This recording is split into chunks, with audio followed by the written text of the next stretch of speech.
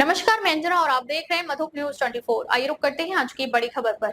बिहार की राजधानी पटना में आयोजित all India progressive doctors meet के मंच से बिहार के उप मुख्यमंत्री सम्राट चौधरी का संबोधन केवल एक औपचारिक वक्तव्य नहीं, बल्कि सामाजिक पुनर्जागरण और राजनीतिक आत्मनिर्भरता का स्पष्ट और प्रभावशाली घोषणा पत्र बनकर सामने आया, जिसमें उन्होंने न केवल कुशवाहा समाज बल्कि संपूर्ण बहुजन समाज को आत्ममंथन, संगठन और सशक्तिकरण का सीधा संदेश दिया।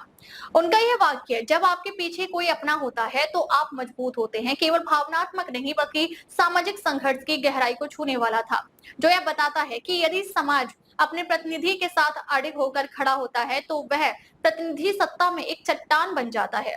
सम्राट चौधरी ने यह स्पष्ट किया कि वे जो कुछ भी राजनीतिक मंच से बोलते हैं वह केवल लहर या आवेग में नहीं बल्कि सोच समझकर समाज के दीर्घकालिक हितों को ध्यान में रखते हुए बोलते हैं, और यही बात उन्हें भीड़ में अलग और नेतृत्वकर्ता के रूप में स्थापित करती है। उन्होंने कहा कि अब समय आ गया है जब समाज केवल नौकरी की ओर न भागे बल्कि अस्पताल चलाने वाले, उद्योग स्थापित करने वाले और संस्थान निर्मित करने वाले लोगों की फौज तैयार करे, और इसके लिए सरकार पीपीपी मॉडल के अंतर्गत हर संभव सहयोग देगी।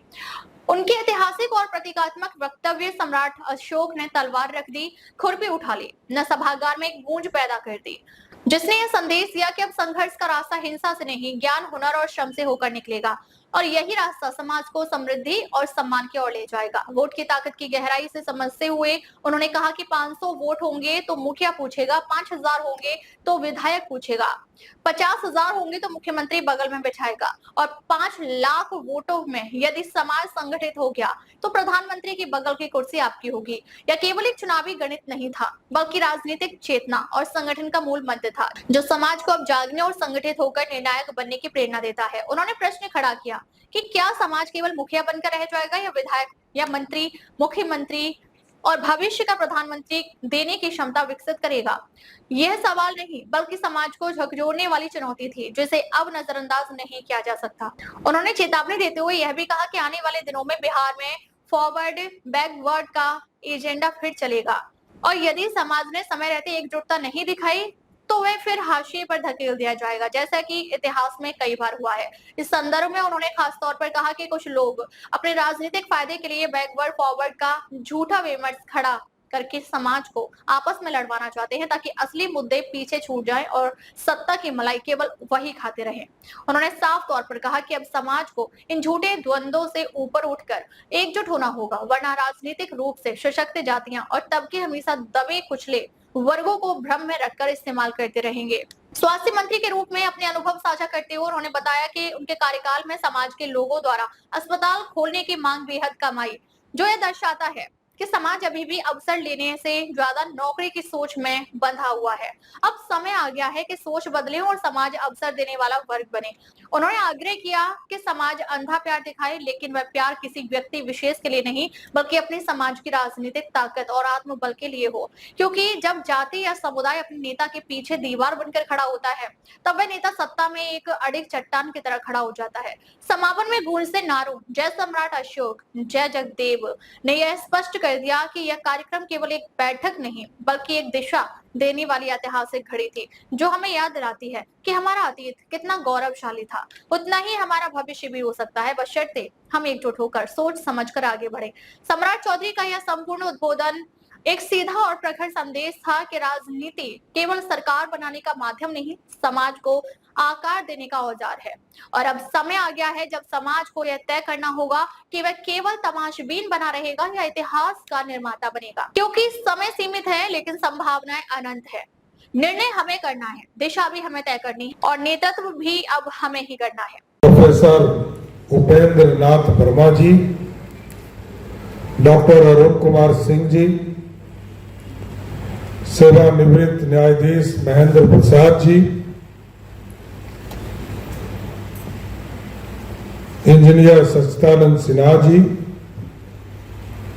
डॉक्टर रमन जी और कई वरिष्ठ साथी यहाँ पर उपस्थित हैं। मैं सभी का धन्यवाद भी देता हूं कि आप लोगों ने आज ऑल इंडिया प्रोग्रेसिव ग्रुप की इस बैठक में हमें बुलाया और खुशी हुई कि अब चिंता जो हमारे डॉक्टर साथी हैं या जो हमारे समाज के वरिष्ठ साथी लोग हैं, वो समाज में लोग मुख्य धारा में आए, समाज के लोग आर्थिक रूप से समृद्ध हो, इसकी भी चिंता लोगों ने किया है। मैं तो मेरी पूरी शुभकामना है, पूरी टीम चिंता तो किया आपने, लेकिन 75 वर्ष लग गए। दिक्कत ये है, हमको तो बहुत पहले सोचना था और सोचना भी पड़ेगा।